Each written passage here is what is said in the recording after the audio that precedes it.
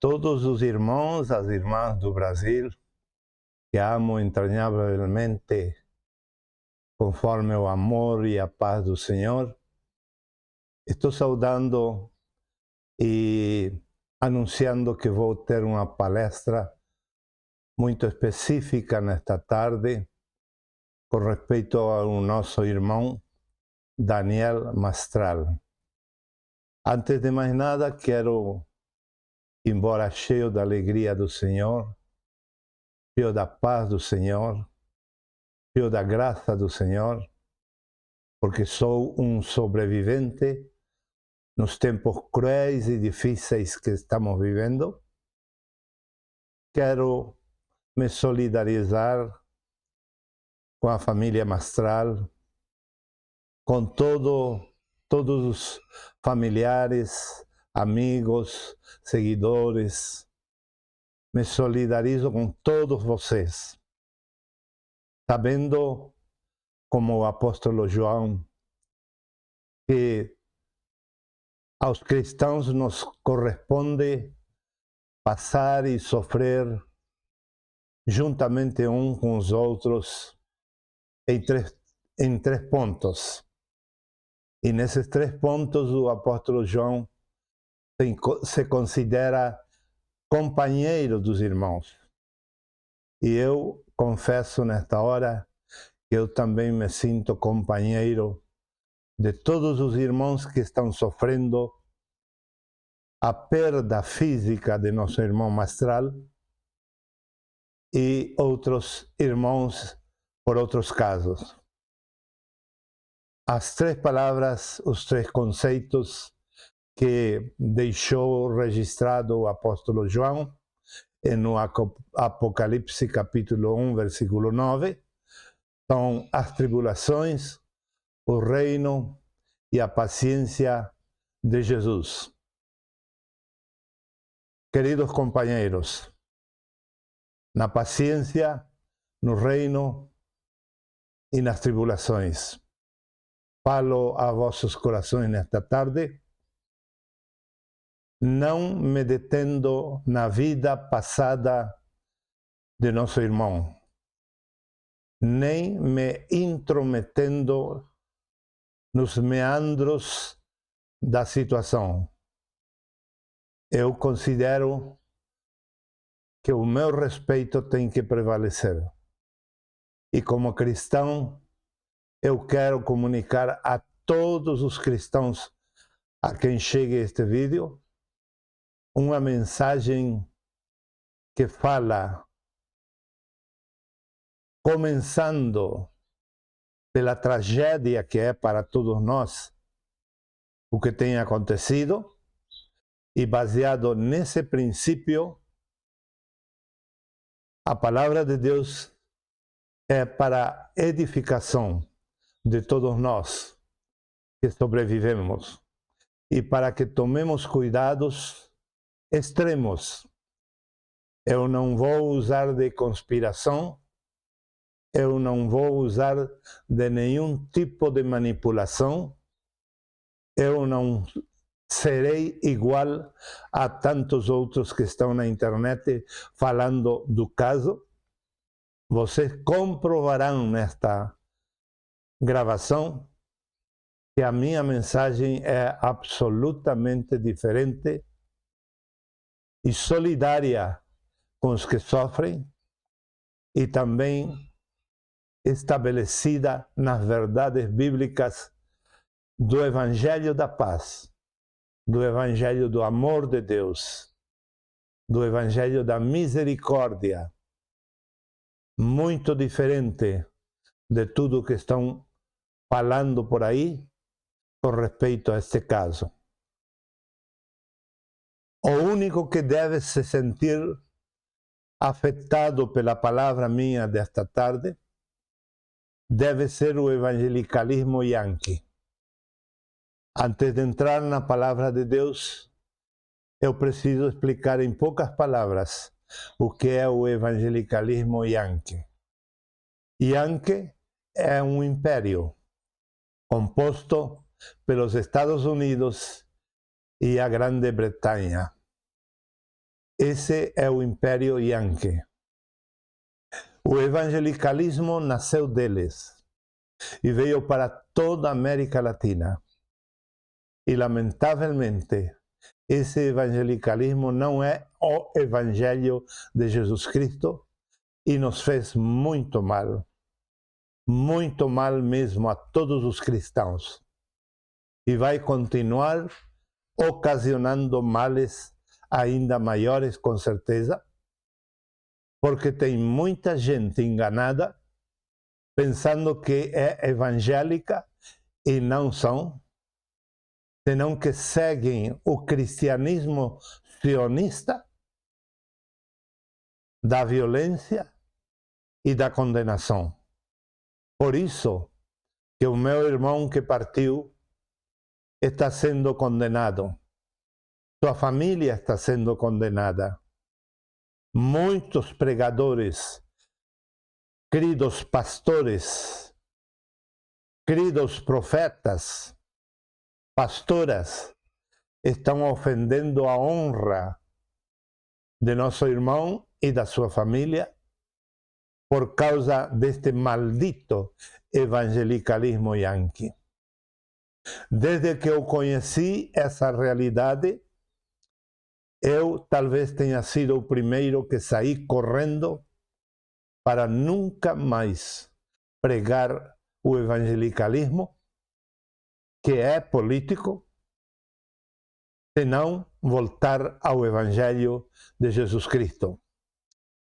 E esse Evangelho de Jesus Cristo me deu toda a luz que tenho hoje para compartilhar com vocês uma palavra não tanto profética, como sim de consolação, uma palavra de orientação, uma palavra de edificação, não uma palavra banal, superficial.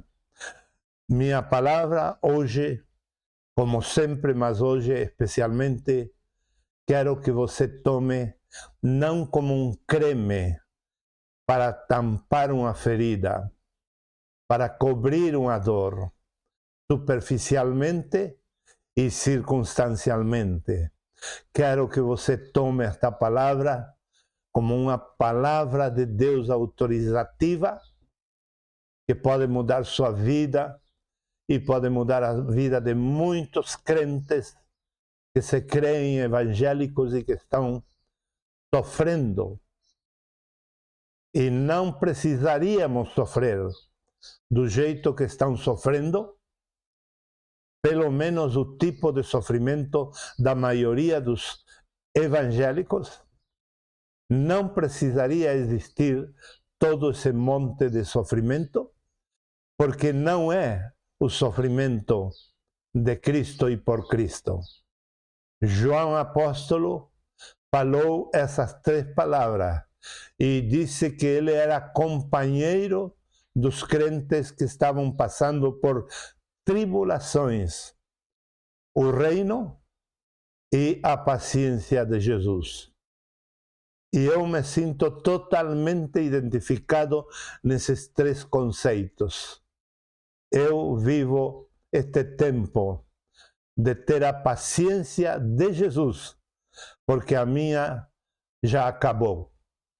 Vivo este tempo de tribulações, quando a gente não anda em pecado, mesmo assim, cada dia é sombrio, triste, amarguroso, difícil de suportar, horas e horas, o relacionamento com pessoas amargas, frustradas, cheias de ódio. São dias difíceis. Mas no meio dos 3 conceitos, o apóstolo disse que é companheiro no reino. De fato, os que estamos nesse reino, temos palavras de autoridade como esta de hoje. E os que não estão no reino, estão padecendo e sofrendo uma enormidade de dores, sem soluções, sem que isso termine na vida deles. Por quê? porque eles não experimentaram ainda o reino de Deus. E eu vivo dentro desse reino. Por isso tenho essa autoridade de entregar esta palavra hoje. Escute bem, bem mesmo. Pare para ouvir, porque esta é uma mensagem profunda, radical, contundente e lacônica. Sabe por quê? Porque, embora eu fale no amor de Cristo, na paciência de Jesus, eu fale na longanimidade do Espírito Santo, eu fale no carinho tenro de nosso Pai Celestial, mesmo assim, tenho que ser categórico, radical e direto para que você possa despertar este momento tão crítico e cruel que nos toca a todos nós viver. O primeiro ponto é a igreja. A Bíblia mostra claramente que a igreja seria enfrentada pelo império de Satanás, mas que nem as portas do inferno prevaleceriam contra a igreja. Jesus disse essas palavras: portanto, quem está na igreja do Senhor está assegurado. Nem as portas do inferno podem prevalecer contra ele ou contra ela. Portanto, quem teve uma derrota ou está tendo uma derrota espiritual tem que se examinar em que igreja está.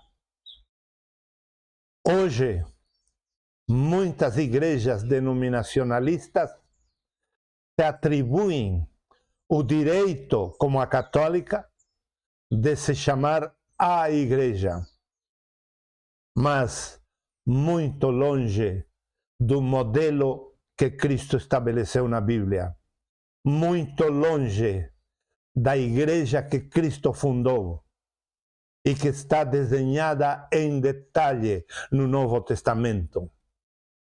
Portanto, você tem que ter a urgência na sua vida de descobrir onde está essa igreja. Essa igreja está em crentes que são genuínos, renascidos de verdade.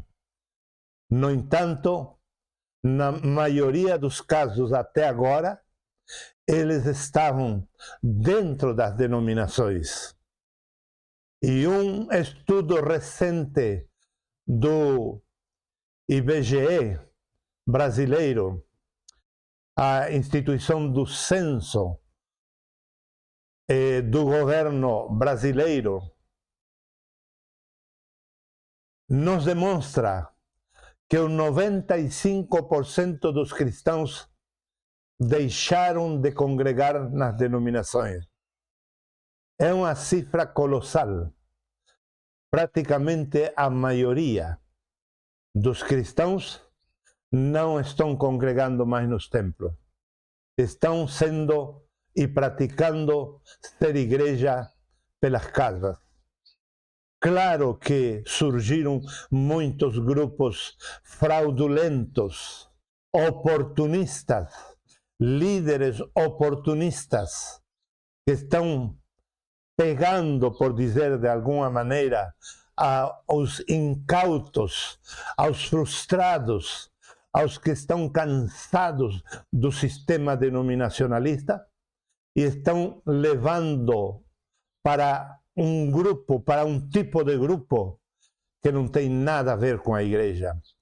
Mas dentro desses 95% de cristãos no mundo, aliás, no Brasil, que desertam das denominações porque estão cansados dela, nem todos saíram dela por rebeldes, nem todos saíram dela por frustração.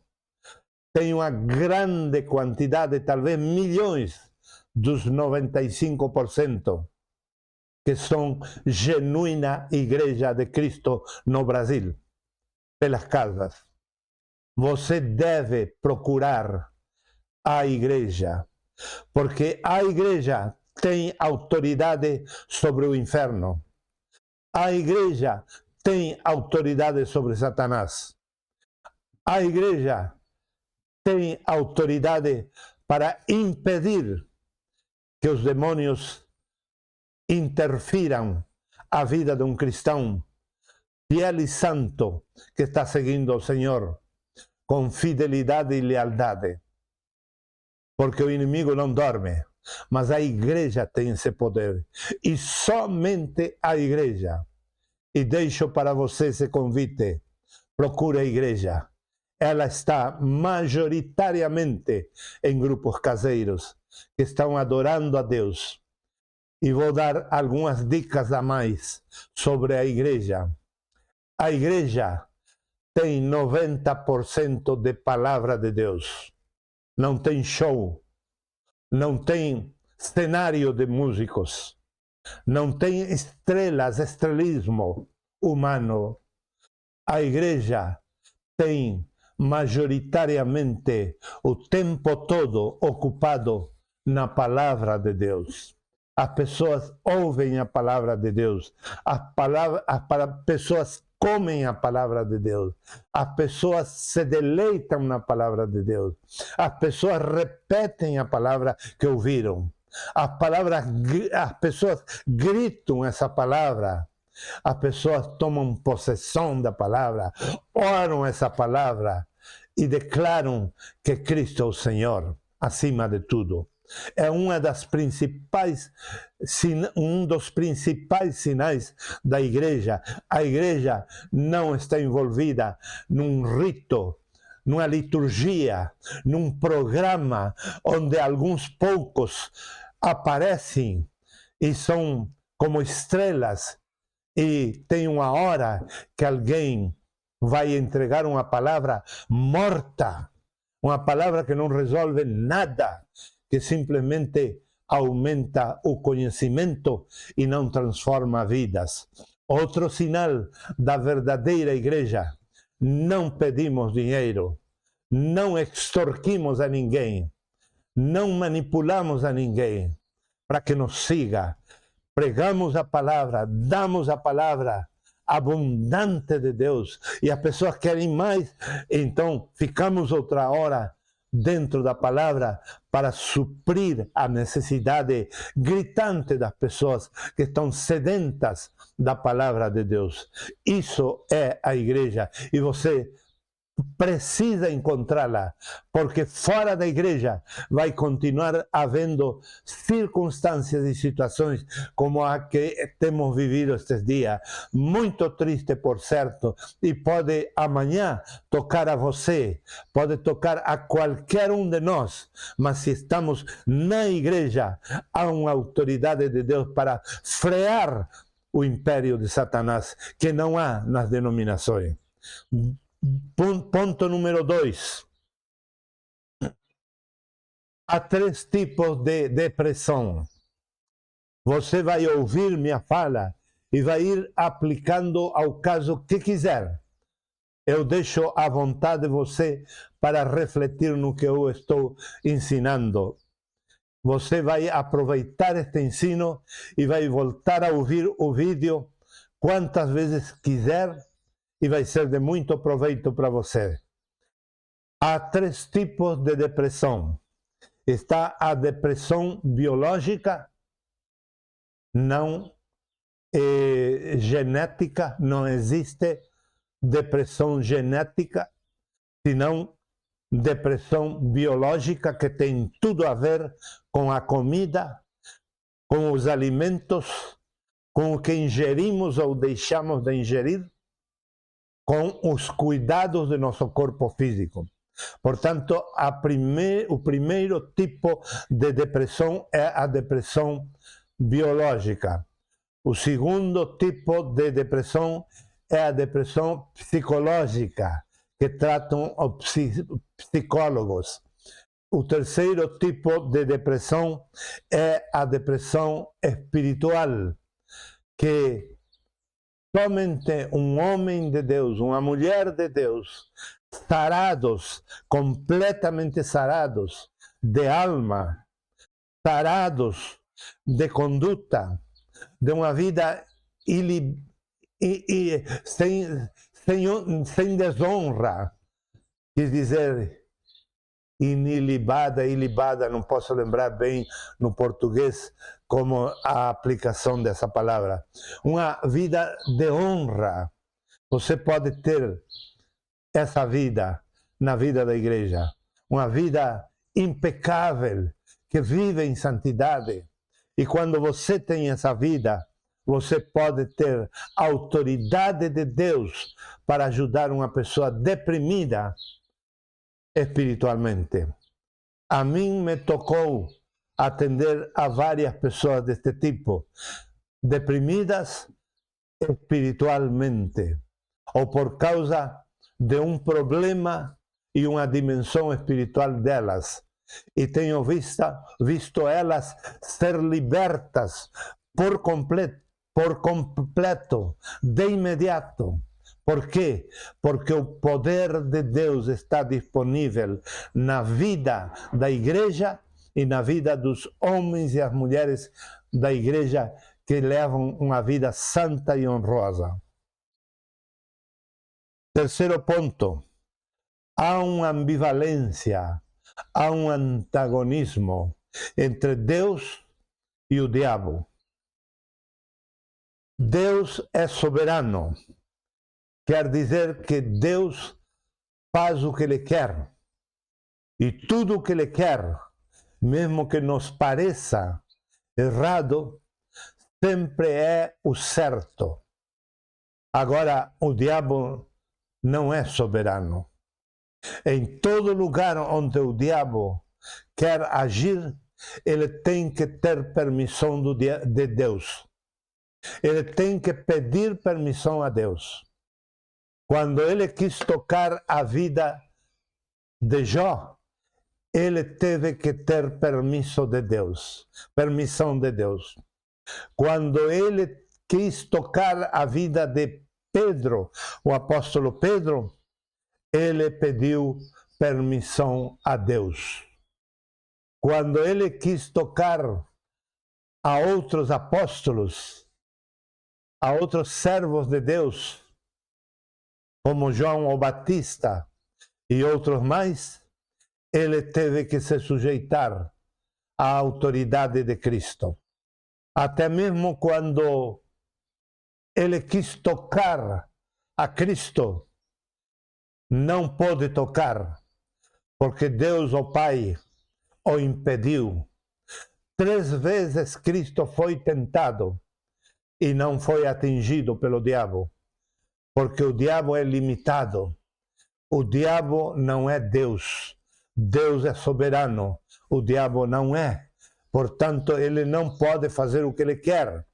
Ele aproveita brechas, aproveita pecados, ele aproveita a ignorância dos crentes e ele aproveita toda a oportunidade que ele puder ter para fazer o mal. Mas nós temos um Deus soberano. Nosso Deus é soberano. E tem outro lado de Deus. Deus também é supremo. O que quer dizer que Deus é supremo? Quer dizer que acima de Deus não existe nenhuma outra autoridade. A autoridade máxima no universo todo é de Deus. Deus deu, encarregou especialmente a seu Filho Jesus esta autoridade. Deus outorgou a supremacia ao seu Filho Jesus. Portanto, Jesus Cristo é o Supremo e Ele decide todas as coisas no universo.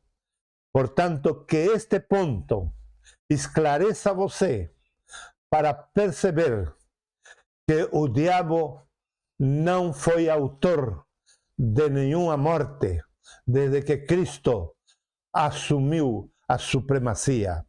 Antes, no Antigo Testamento, sim, ele podia ser autor da morte, porque Deus, no seu plano eterno, permitiu que assim seja. Mas desde que Cristo assumiu a supremacia de tudo no universo, então, a partir de então, o diabo não é autor de nenhuma morte e de nenhuma enfermidade. Que fique claro isto, que isto é absolutamente claro no Novo Testamento. Não demos glória a Satanás, porque ele não é o autor do que tem acontecido ultimamente. Não. Deus não quer dizer que Deus matou alguém. Não quer dizer. Mas Deus está acima de tudo e de todos. E Ele controla tudo. Quarto ponto. No âmbito do cristianismo, há muitos conselheiros balaâmicos. O que quero dizer com isto? Houve um profeta no Antigo Testamento chamado Balaão. Um profeta que profetizava para os reis do povo de Deus, mas também para os reis pagãos. Ele era muito cotizado e ele era chamado e procurado para profetizar, e chegou um momento que um rei pagão o chamou, pedindo-lhe que profetizasse aquilo que o rei queria ouvir. E ele se dobrou diante desse rei e profetizou o que o rei queria. Hoje estamos cheios, o cristianismo está cheio de conselheiros balaâmicos. Como é que nós descobrimos que um conselheiro ou um profeta é balaâmico e não é um profeta, um conselheiro de Deus? Já vou dizer para vocês.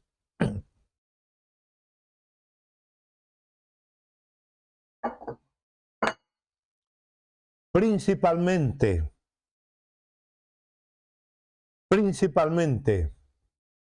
porque o conselheiro de Deus vai falar bem da igreja e não vai falar mal. A última profecia de Balaão, ele se arrependeu de haver estado mentindo contra o povo de Deus do Antigo Testamento, que é um tipo da igreja. E na última profecia, ele foi levado desde o nada, porque ele teve que cair no chão e se prostrar diante de Deus. E quando ele estava impossibilitado de ter uma posição de profeta, em pé, com autoridade, quando ele estava no chão prostrado, foi que ele recebeu a visão do povo de Deus e viu que o povo de Deus é glorioso, que o povo de Deus é maravilhoso, que é impecável, que é sublime.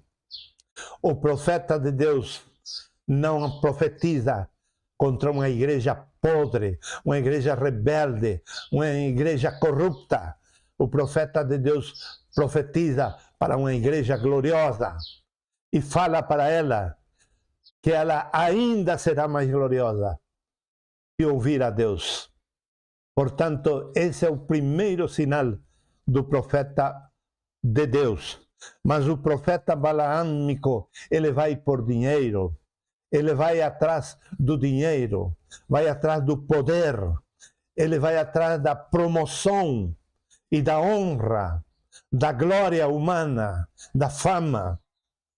E toda vez que você ouvir um pastor, entre aspas, um profeta, entre aspas, dizendo coisas sobre a morte de um político, a possível morte de um político, a presumível morte de um político, segundo a profecia deles. Quando você ouve um profeta desse tipo falar de ruínas para o Brasil, ruínas para a igreja evangélica, embora muitos estejam errados lá dentro.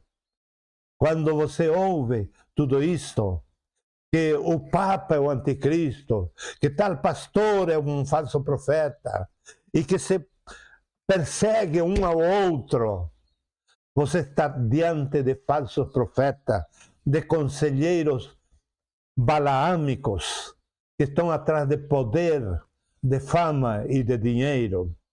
A pessoa pode dizer, eu aconselhei ao Daniel e ele não me fez caso, ele não me obedeceu. Mas esses profetas não deram a vida por nosso irmão. Não foram até as últimas consequências, como diz Judas, versículo 23, que devemos ir atrás daquele que está sofrendo, mesmo que nos queimemos nós, saiamos tapecados de fogo, contaminados pela imundícia da roupa do pecador que está se queimando no pecado. Mas o verdadeiro profeta, o verdadeiro pastor, aquele que verdadeiramente aconselha da parte de Deus, vai até as últimas consequências, dorme com o deprimido, ajuda o deprimido, ajuda o que tem sentimentos de suicídio, ajuda ao que está com câncer, socorre as pessoas até as últimas consequências. Essa igreja você não encontra no meio do denominacionalismo, no meio das religiões. Você não encontra pastores desse tipo. Por quê? Porque no que é do homem, vai haver só para o homem. Pastores e líderes só para os homens. Mas no que é de Deus, você vai encontrar pastores de Deus e para Deus, aqueles que realmente vão aconselhar e ajudar a você até a última consequência para tirá-lo do perigo. Ponto número 5. Hoje temos uma maioria de pastores, de pais que são maus exemplos. Pais que beberrões de cerveja, beberrões de vinho, com milhões de assado, de churrasco, de festas, de onde há uma pizza, uma reunião de igreja, das suas igrejas, e se vende para participar R$50, R$60 para estar num evento, uma palestra morta. Mas tem uma pizza lá, tem 2 pizzas, então eles vão atrás. Embora tenham que pagar por aquela janta, aquele almoço, aquele chá da tarde, eles vão atrás e vivem uma vida tão fútil, tão superficial, sempre pensando na comida, sempre pensando na honra, sempre pensando na reunião de amigos, sempre pensando na reunião de pessoas da mesma raça ou parentela. Não pensam numa reunião onde alguém com a autoridade de Deus possa levar uma palavra de Deus e possa levar as pessoas a se prostrarem diante de Deus. Isso eles não querem. Os filhos de hoje estão tendo esse tipo de pai, que são maus exemplos. Por isso que estão havendo meninos que se suicidam, meninas que se abandonam na vida sexual. Enfim, muitos casos tristes e amargos, crianças que estão sendo raptadas, roubadas para a venda de órgãos vivos e também de outros órgãos do corpo das crianças. Enfim, o risco é enorme que vivemos hoje. Por quê? Porque temos pais que estão vivendo maus exemplos, são pais que estão procuram levar você para uma denominação, obrigam a vocês, instam a vocês que ali tem que permanecerem, que não podem sair dali, que se vocês saírem da religião do seu pai, do seu avô, vocês estarão frustrando os pais, ferindo a honra dos pais, dos avós. Portanto, colocam sobre vocês uma mochila que vocês não conseguem levar. E vocês passam a mesma coisa para seus filhos. A mesma coisa. A esposa, o esposo está fazendo a mesma coisa. E os pais veem os seus filhos indo como bodezinhos, todos para a escola dominical, fazendo algumas orações repetitivas, fazendo algumas mímicas ali, fazendo algumas demonstrações cenográficas de Jesus, do nascimento de Jesus e tantos outros eventos aparentemente cristãos, carregando uma cruz de madeira. Coitadinhos, esse é o cristianismo que vocês estão passando para eles? Esse é o cristianismo que nós estamos passando para eles? Pais de maus exemplos estão levando a muitos a se perderem, a serem raptados, a serem roubados, a serem perturbados, pervertidos, frustrados e a se suicidarem. Ponto número 6. A salvação. Todo o mundo cristão evangélico, na grande maioria, por não dizer todos, de verdade, sendo mais exato, na grande maioria, sabe que a salvação é por graça e pela misericórdia de Deus, que é pela fé a salvação. Portanto, a grande maioria sabe que a salvação não se perde e experimentam a certeza da salvação. A grande maioria dos crentes. E se isso é assim, por que quando um irmão morre em uma morte suspeita, que na tanatologia, a morte suspeita é quando se suspeita a causa, não se sabe qual é a causa, como é o caso último, mas também uma morte suspeita é quando as pessoas encontram um causante e culpam esse causante, mas há outros viés da situação, outros lados da situação, que podem prover outras provas que desfaçam da prova que está ganhando popularidade e conhecimento das pessoas. Portanto, a maioria dos crentes sabem que a sua salvação é eterna e que não se perde.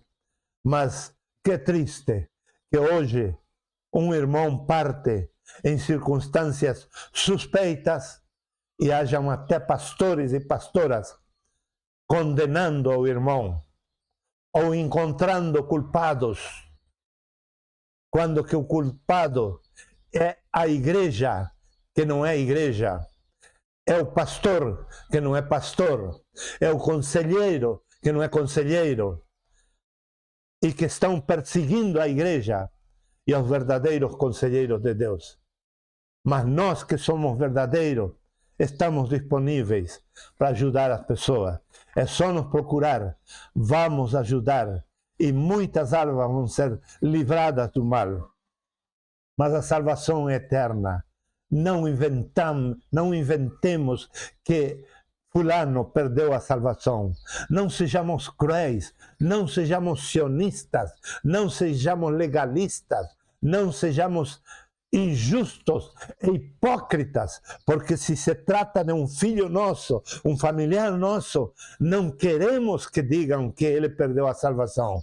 Mas como não se trata de um amigo nosso, talvez é um inimigo desse pastor, alguém que já está frustrado, desse que morreu em circunstâncias suspeitas, ou talvez já teve um conflito pela internet, uma discussão, e há vídeos de discussões entre eles, ou talvez esse pastor diga, eu nunca gostei desse outro pastor que se suicidou, então aproveita e vai falando coisa que não deve falar contra essa pessoa que padeceu uma morte suspeita. Sétimo lugar, a vida pode ser prolongada.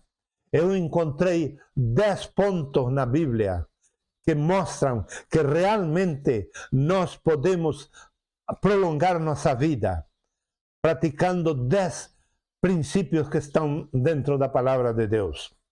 E se a vida pode ser prolongada, então ela pode também ser encurtada. Evidentemente, muitas pessoas morrem prematuramente. E há uma razão na Bíblia. Há vários pontos que eu poderia desenvolver para vocês, mostrando quando estamos encurtando a vida. De fato, poderia ter sido o caso de nosso irmão Mastral, de encurtar a vida, mas isso não tem nada de glória para Satanás. Não tem nada por que odiarmos ao irmão que está nos braços de Cristo nesta hora.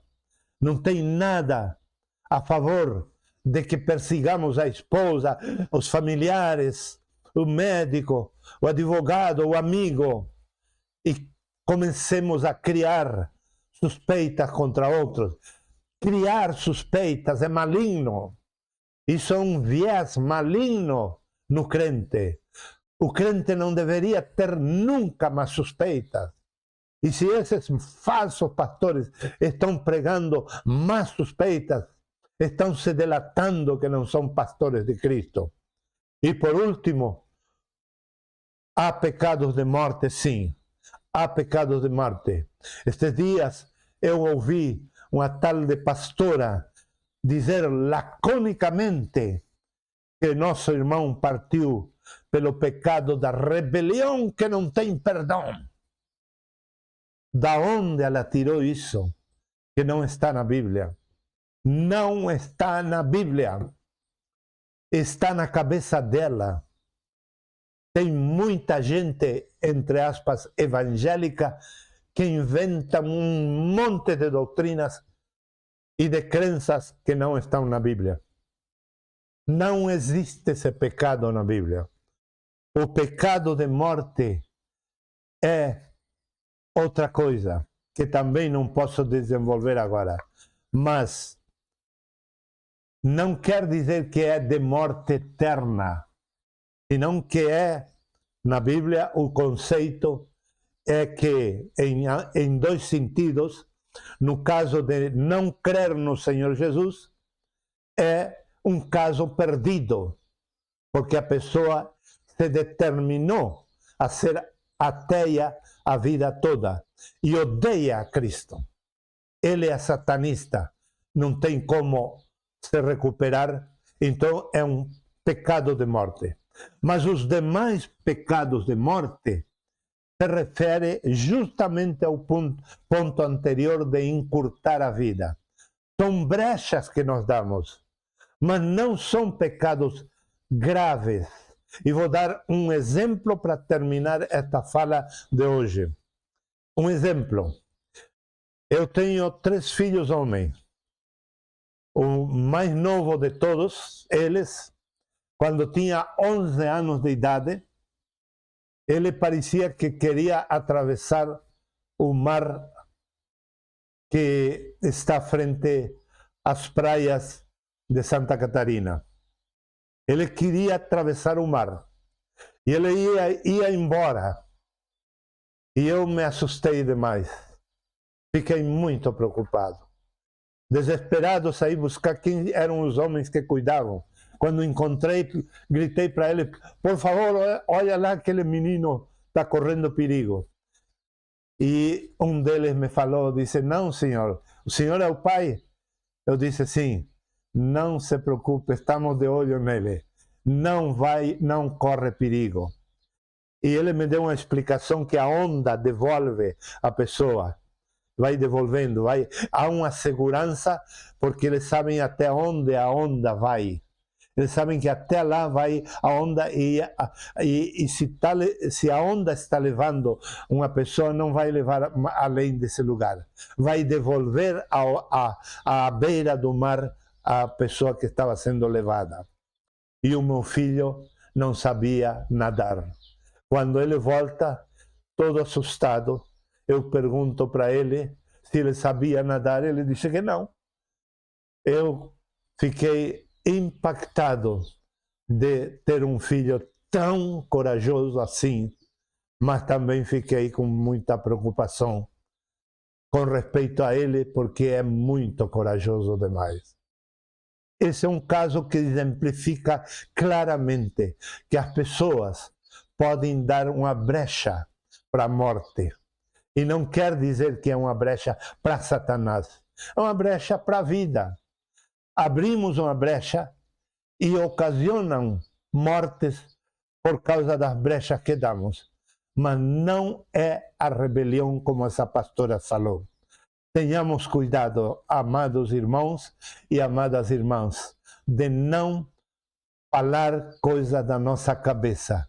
Falemos com amor, falemos com misericórdia, falemos com uma imploração interior a Deus por cada um dos que sofrem a perda dos seus familiares. Tenhamos misericórdia de verdade, porque para isso estamos no mundo, para salvar vidas e não para acusar, condenar e mandar para o inferno. Deus te abençoe, mulher e homem de Deus. Amém e amém.